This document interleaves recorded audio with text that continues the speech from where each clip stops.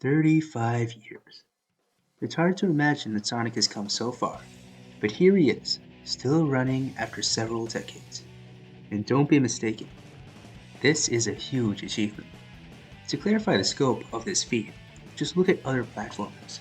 Rayman, Mega Man, and even Crash Bandicoot.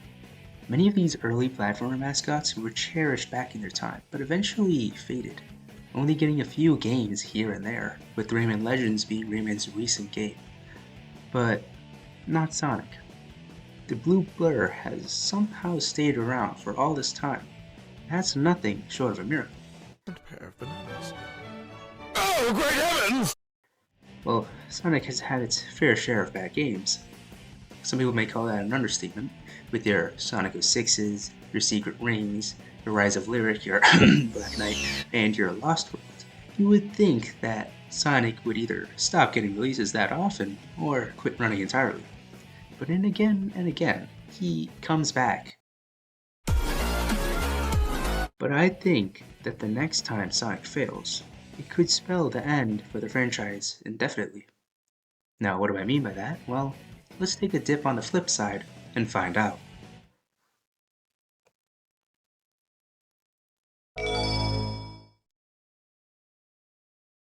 Before we get into the actual video content, however, I was hoping you guys could like the video and leave a comment.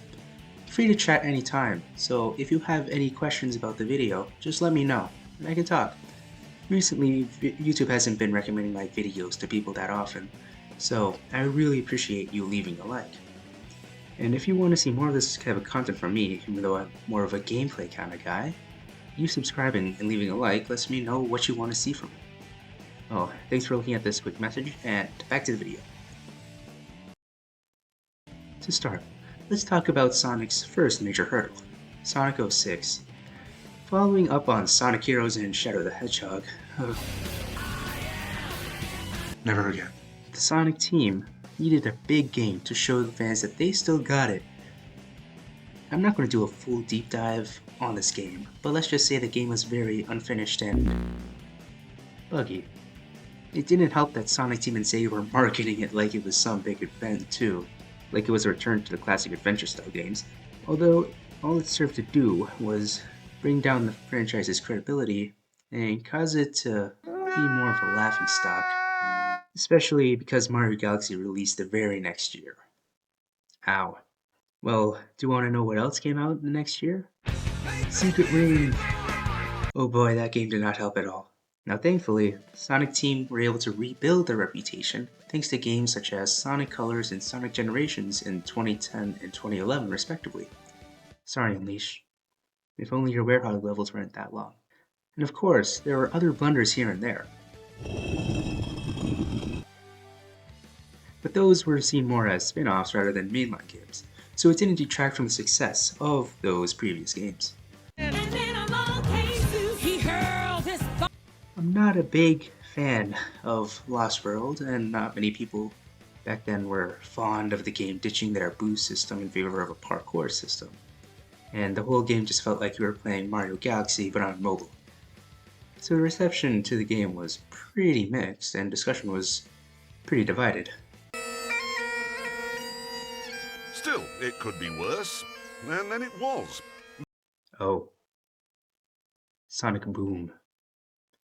Yes, I'm going to be talking about the Boom initiative from 2014 as well. You see, Sonic Boom was supposed to be an expansion for the brand, being its own little side series while the mainline games went on, and boy did they shoot themselves in the foot for this series. Rise of Lyric and Shattered Crystal killed the side series before it even could bear its fruit. On top of the weird, polarizing gameplay and bugs, it felt practically like Sonic 06 for fans all over again. But not exactly, mainly because it was not a mainline game, so fans haven't completely lost their minds yet. No, the TV show was pretty good, but we're talking about the games here, so that doesn't count. The last game was Fire and Ice, which was actually a pretty decent game, but it was too little too late to save the side series from fading into obscurity. So where does that leave Sonic fans now? They suffered one mediocre game and two trash games from the Sonic's brand new side series, so they needed a win. And that came in the spirit of Sonic and Sonic Runner's Adventure. No, I'm joking. Sonic Mania and Sonic Forces were announced in 2016, with Sonic Mania releasing in 2017. And man, what a beautiful game it was. It had polish, amazing classic gameplay with a good flow state, and it brought lots of fans together and gave them hope for the next 3D Sonic game, Sonic Forces.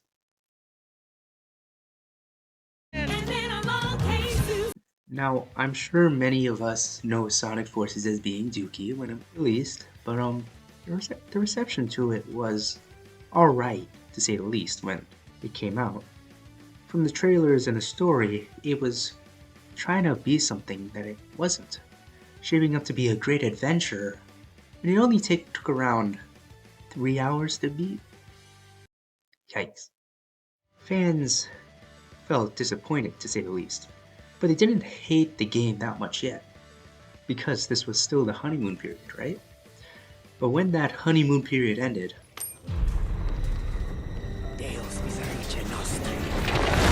rage, anger, and disappointment gripped the entire community.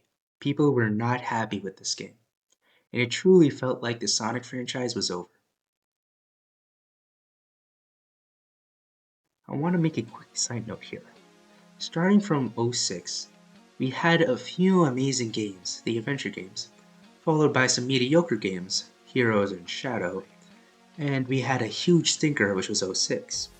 And then we got a few amazing games again, Sonic Colors and Generations, followed by a few mediocre games, such as Lost World, and one good game, Mania, and a stinker, Forces. The Sonic franchise has always been experimenting, such as the parkour system and the Sonic Boom initiative. But the problem is that they don't test these ideas out fully, and sometimes they don't really seem to think about the people who like the old gameplay features when making the new ones. Hence why lots of the adventure fans didn't like Sonic Unleashed because of the boost system. And eventually, that hit a cataclysm with Forces. They needed something. Something that all areas of the community could enjoy and not hate. They had to open their zones up a bit more, if you catch my drift. Sonic Forces, a game known as the saving grace of this franchise, is a pretty solid game overall. It got decent reviews, fans enjoyed it, and it even became the best-selling Sonic game, beating out Sonic Heroes. Truly amazing. This franchise, brought to its knees, was able to reform itself and deliver a truly amazing game.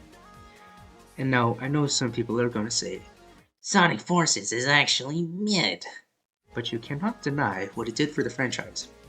Even after this game, we have gotten several decent to really good games, such as Sonic Superstars and Sonic X Shadow Generations, which is amazing and is selling pretty well too. So, what comes next? The next mainline game, rumored to come out in 2027, holds the franchise in a chokehold now.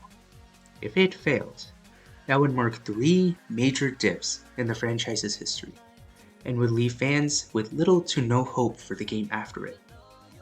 To have a franchise that makes a few good games, then makes one terrible game, and have that be a repeating cycle, is enough to drive anyone to insanity, as I'm pretty sure Einstein stated. Right now, Sonic has way more fans than it initially did, and everyone is eagerly awaiting for the next installment. I have little to no clue what they could or would do for this game. So it's a bit up in the air if we will have gameplay similar to the adventure games, the boost games, or the open zone formula, or even a little bit of all 3 mixed in.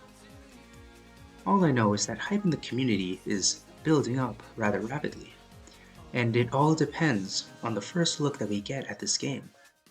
Practically everything rests on this game, probably more than it did for '06 and Forces. So it is all up to Sonic Team for if they can truly deliver. Will Sonic Team be able to deliver a game that satisfies all areas of the Sonic community, or will the Blue Blur's run come to an end? Only time will tell, but I truly believe that they will deliver. And we are closer than ever to a true Sonic breakthrough.